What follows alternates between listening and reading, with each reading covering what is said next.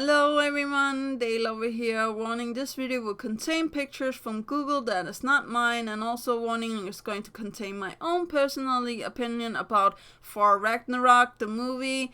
If you haven't watched the movie, I would recommend that you go and watch the movie, because this is going to be me rambling on all about all of the Norse mythology that's similar in or represented in the movie. So yeah, I will say to you, if you haven't watched the movie, go and watch the movie instead of hearing me ramble on the Norse mythology. And I'm going to leave a link to all that I'm talking about in the description down below. But without further ado, here we go. Yeah, 3, 2, 1. So first, you can see here it's Odin with Hugin and Munin and Gera and Frege. And I really do think the person that they got to play Odin in the movie, I'm going to show a picture of him later on, that they found one that's really portraying him good, like he is in the character of Odin. You feel for him, you almost go into Thor's shoes, or how to say that, and are seeing him as a fatherly figure, and that's actually really close to the Nordic lore too. He's the father of all of the Aesir gods. So yeah, I really enjoy this portraying of him, and also the look of him. I think they found somebody that really looks like all of the versions of Odin that's out there, because there's a lot, even a rune sign from really old days. But I think this is the picture that represents him the best, besides the character that is in the movies, and the way that he acts around his children, for Loki and so on, is really good. I think he is, as I said, you feel for him, you know, he's going to pass when he passes. Odin in Norse mythology never dies, but yeah, I really do feel there's an end to that as well in the Nordic lore with the Ragnarok saga, because in the original story of Ragnarok, Odin gets killed by the Fenrir wolf, but that doesn't happen in the movie. So yeah, but I really do think Odin is one of the better things from the movie, and also something that I think portrays Nordic lore a lot. But here is the next thing that I have been thinking a little about, that is a little bit different, but it's actually I think a good thing, because here it shows Loki with his children, Hel, Fenrir, and the Midgard worm, or Jorgan worm, or yeah, how to say that. So yeah, I think the movie took a little bit of liberty here, putting Hela as the sister instead, and I feel that actually worked in the movie's favor, but also I could actually buy that a little bit better with the whole story going around, because Loki is a father to a lot of weird stuff, including these three, and also Sleipnir, Odin's horse. But let us not get carried away in the old Nordic lore, and see how it is in the movie. In the movie, Loki doesn't have any children that we know about. If he was the father of the Fenrir wolf, I don't think Hela would have the power to manipulate the Fenrir wolf to attack them. So I think what the movie is trying to do is put Hela into the place of Loki here. In the original Ragnarok, uh story again. It is Loki that comes riding on the Fenrir wolf and actually kills Odin. So, like, we can say that the movie have been a little like, okay, we're going to change the scenery here, we're going to change the characters and what they're doing, but I actually think, like, they also got a very good actress for the one that's called Hela. Like, I really enjoy watching them, and the portrayal of the Fenrir wolf, I think, like, it's big, it's amazing, it's what it should be.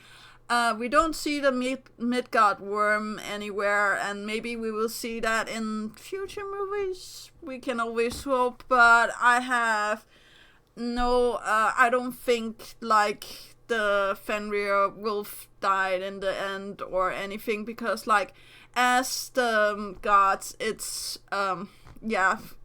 living on for forever. So yeah, I don't even think, like, Hela was gone in the end.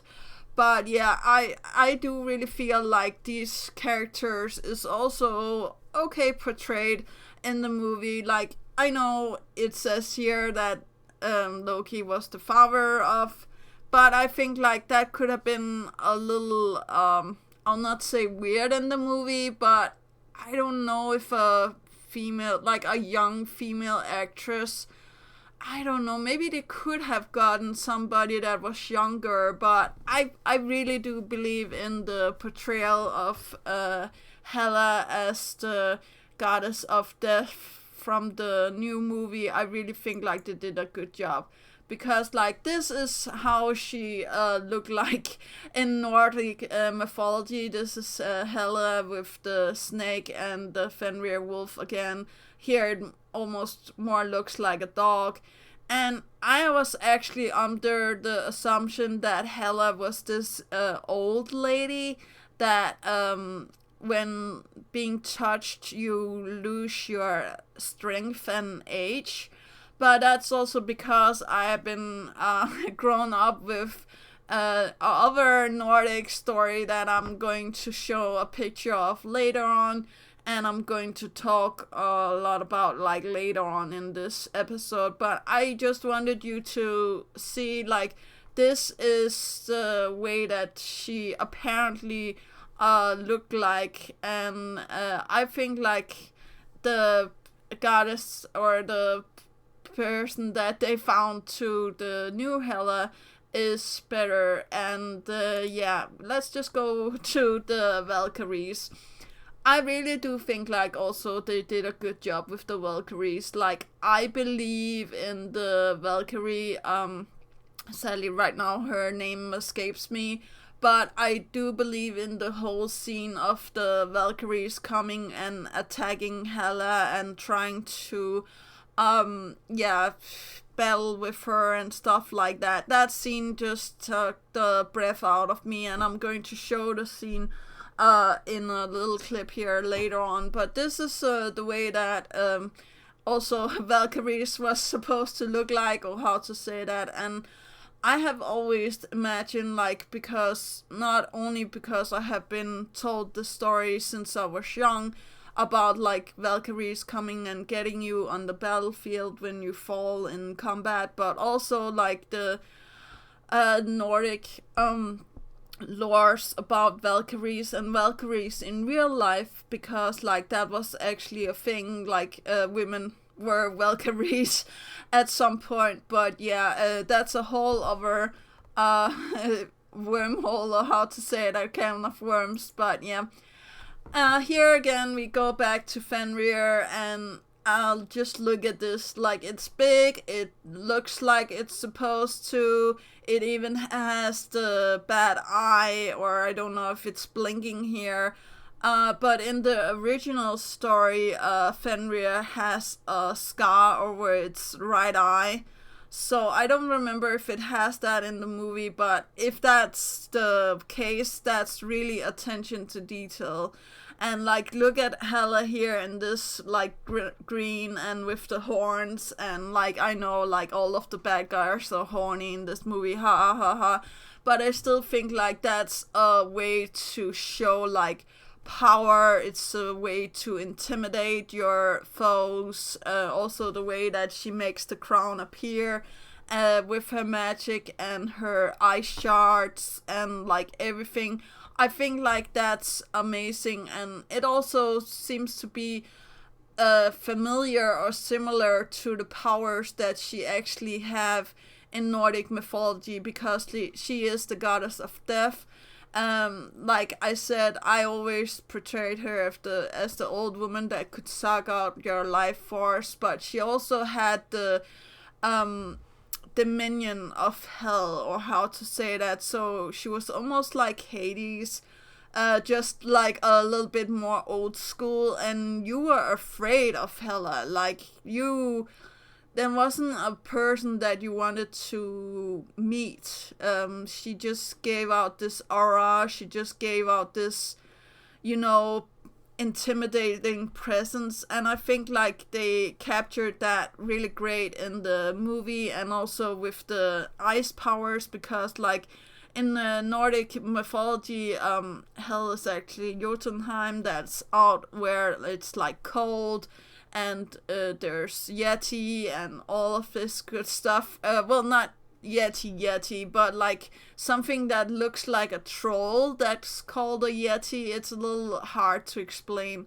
But yeah, I do think like it's amazing, and like they definitely have boosted her powers. Like, I don't know if she was ever capable of like taking the force hammer and shattering it, but I'm guessing her powers like were strong enough, because like as I'm going to talk about later, I seen her suck out the life force of Thor, and actually like he died from that in the story that I'm going to tell later on when I show you the picture of that.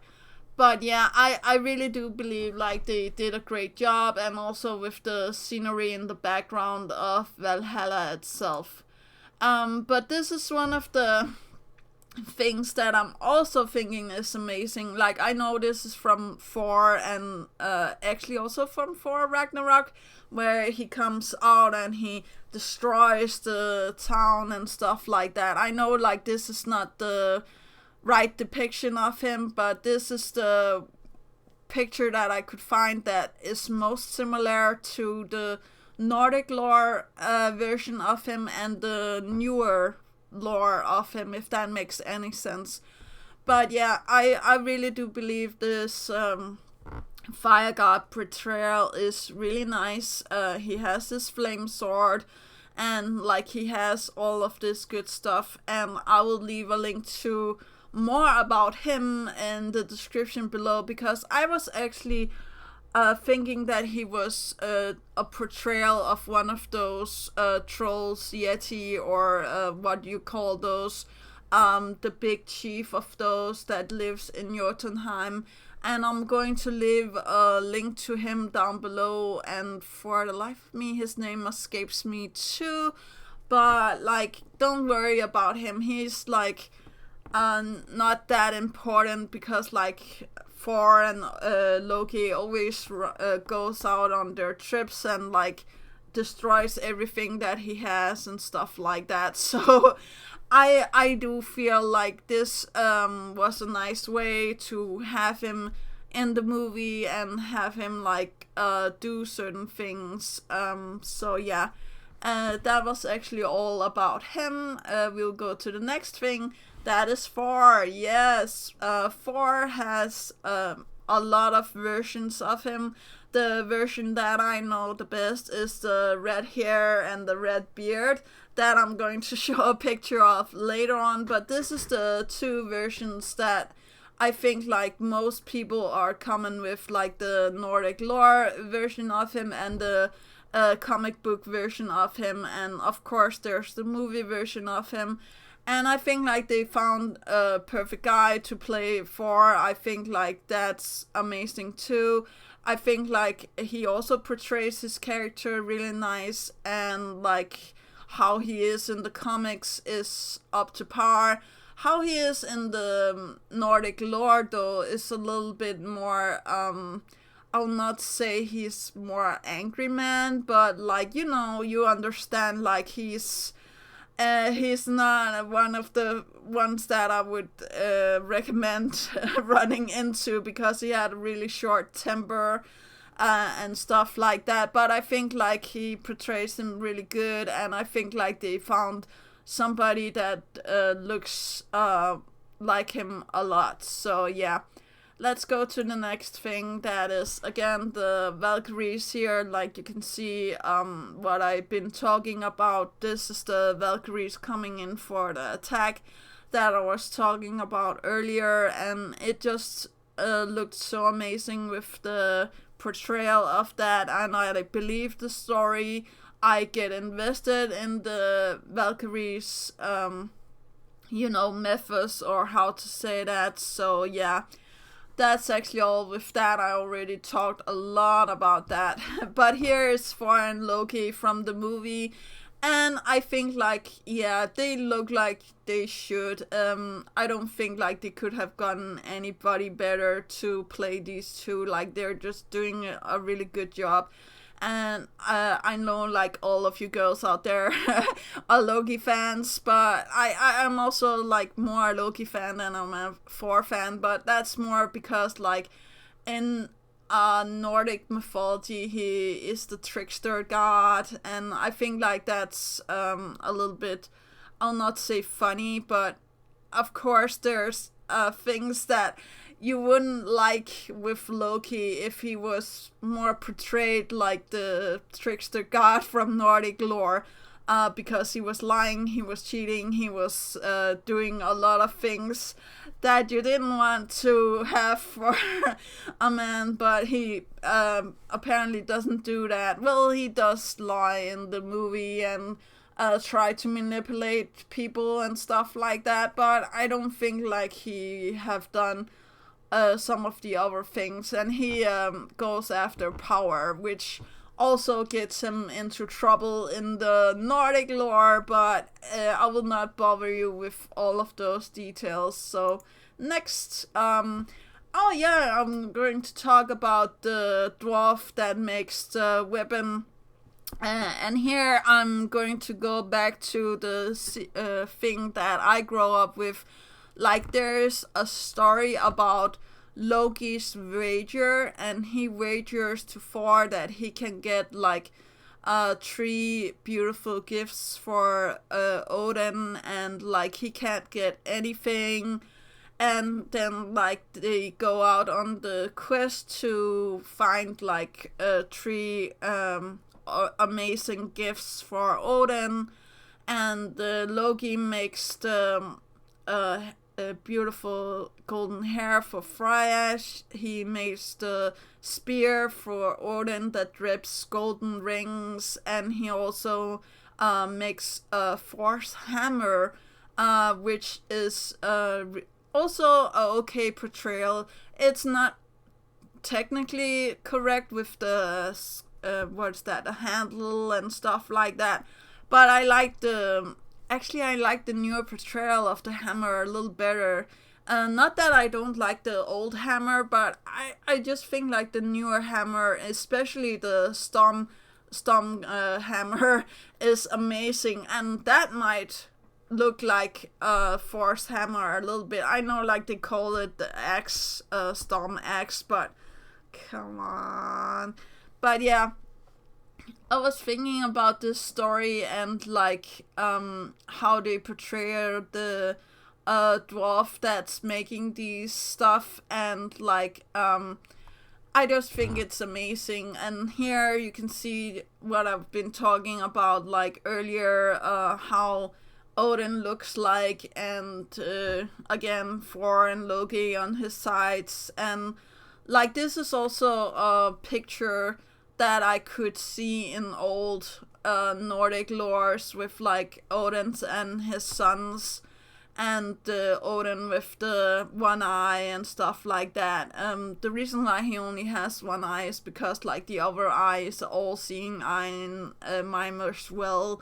But again, all of this Nordic lore that has nothing to do with the movie is a little bit, yeah, weird. And this is actually how Loki looks like in the original lore. I know, like, he's not as pretty as our Loki that we have now, but I think, like, the portrayal of Loki needed to be, like, I will not say modernized, but especially, like, he needed to look good. Of course, it's always going to be like that with newer movies and stuff like that.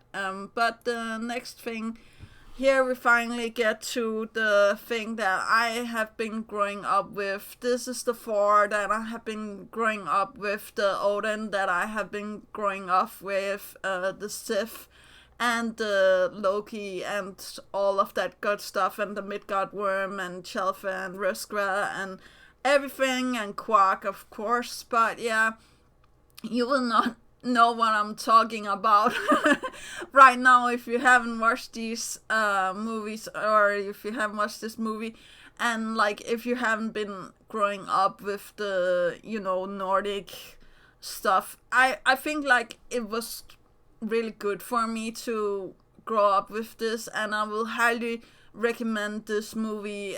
If you can find it in English somewhere, I will highly recommend it. It's really beautiful, it's scenic, and like yeah, you get the whole story told, like, and it will also give you preview of what like Ragnarok is actually all about, because I remember like Odin telling the story about like the Fenrir wolf coming, and he is swallowing the sun and biting a chunk of the moon and then killing him and stuff like that. So yeah, I do remember this story really greatly, and like the only thing that I miss from this story to the newer story is actually Sif with the golden hair. I know there's a Sif in the movie, and I know like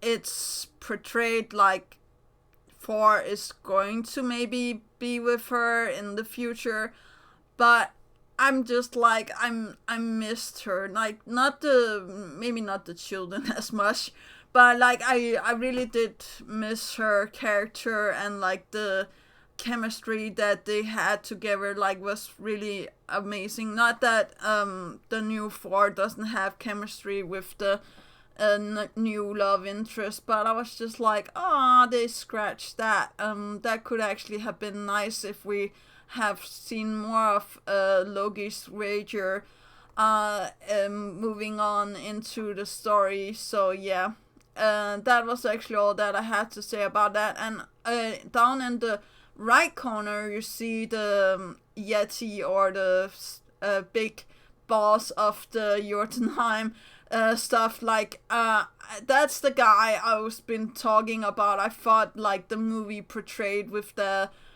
big fire god, or the the Yeti, or the big things that like Loki also makes a pact with. I think like they're ice giants in that specific story, but I think like they did a great job, and they called them the right name, and they did all of the right stuff. So yeah, that's amazing. And here you see something from the movie that I also think is really great. When Thor gets his original thunder powers and becomes the god of thunder, or the god of life, as he was supposed to be in the end. And he also gets to look a little like Odin, which is both a little bit distressing and also beautiful at the same time. Because like in the original story, after the real Ragnarok, or how to say that, and Odin gets dissolved by the Fenrir wolf, it is Thor that takes over, and like everything is fine in Valhalla.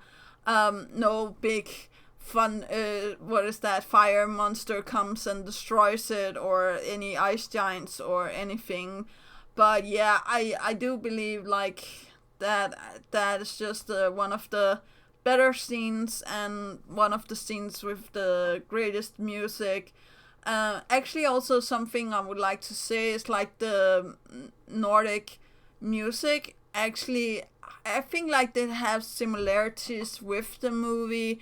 I know like a lot of the newer music is have nothing to do with old music, but I just think like some of the melodies and some of the stuff that's going on, especially with this getting the lightning and stuff like that powers, is really amazing. So yeah, that's it.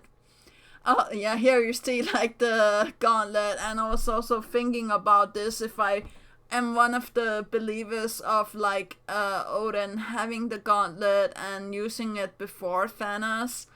And I was just like, maybe he had used the gauntlet before, because like we see this big painting on the wall of like Hela and him like riding and having this big, what's that, army behind them and stuff like that. So yeah, but I don't think like, if this one is fake, I don't know, like I don't think like there's two gauntlets. I only think like there's one. So, and of course Thanos has those, but the gems themselves, I think like that is also something that I could talk about in ages, about like how much it actually ties in with like Nordic lore, with the time stone and so on. But yeah, holy moly, that have to be in another movie. So yeah.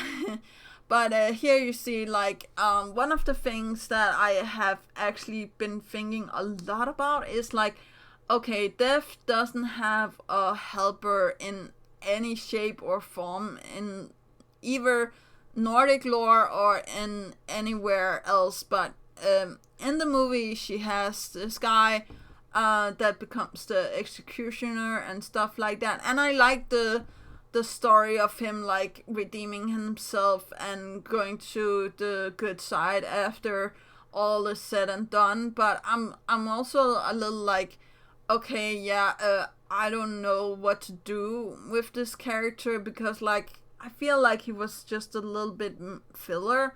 Like maybe we could have had like other ones, especially the guy, the keeper of the gates, as he's called. I really miss that, and I think like they also get a really good one to play Heimdall, that's looking over the gates and are taking care of all of that. And yeah, I think like they're all doing an amazing job. So yeah. And here's again Odin with the gauntlet and the Infinity Stones. And maybe he had like, we've seen in the armory where there is a gauntlet hidden. We have seen in Thor where it was like hidden in the dark secret pathway. But if it's real, I think like it is like the original gauntlet, and he maybe only had one or two stones as portrayed here. I don't think like he had like all of the stones. So yeah, let's just move on. Here's the picture that I was talking about. Like this is amazing. This looks like Nordic rune stuff, or how to say that, paintings and stuff like that from those times, with Hela here on Fenrir and the big army in the background and stuff like that. I think it's amazing.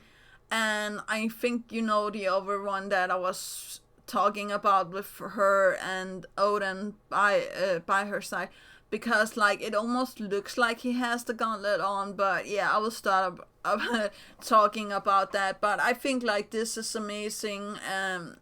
The only difference here from Nordic lore to the movie is it should have been Loki riding the Fenrir wolf, but yeah, that's the only difference. And I think like we can extend our beliefs until like putting Hela in the seat. Oh yeah, this is Peter Dinklage as the dwarf that was forging. Remember that I've been talking about the dwarf that was forging, and I leave a link to him down in the description below from Loki's Wager. I think like this is amazing, that they even put details, stuff like that into account, because like they are the original makers of the hammer. They are the original makers of maybe the gauntlet and other stuff, like, as I said, Odin's staff or spear that drips golden rings, Freya's golden hair, and Thor's hammer that's made out of a star and or a dying star. So yeah, I think like they're all doing an amazing job, and I just will recommend the movie to anybody, even though that you're not that big a fan of Nordic mythology and just want to watch the movie because it's the series and stuff like that.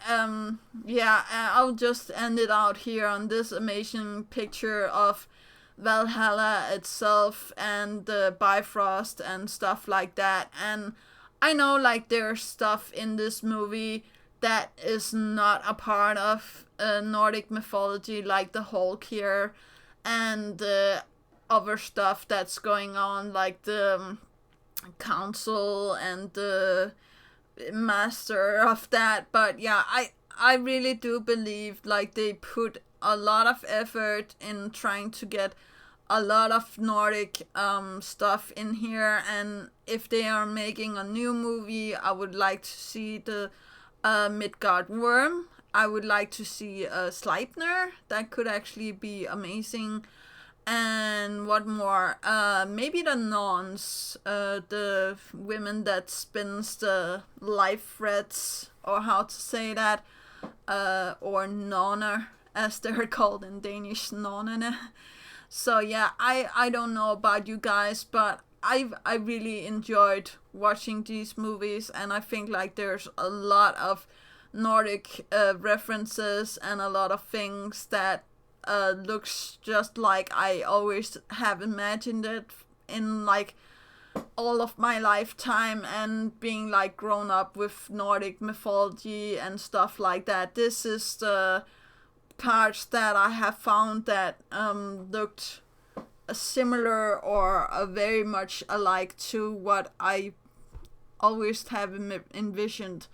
Like, I don't remember if Bifrost is a rainbow in the movie, kind of, sorta, but yeah, there's just like these small details, and you can overcome those if you have like the imagination for stuff like that. But yeah, I really enjoyed watching all of these movies, and I will end out again on this beautiful picture of a scene from the movie of the Valkyries coming and like trying to attack Hela, and we all know what's going to happen. But yeah, when I was in the movies and I was watching this, I was like, this is actually how I always imagine, Valkyries coming to like get you when you are done on the battlefield, or how to say that. So that scene was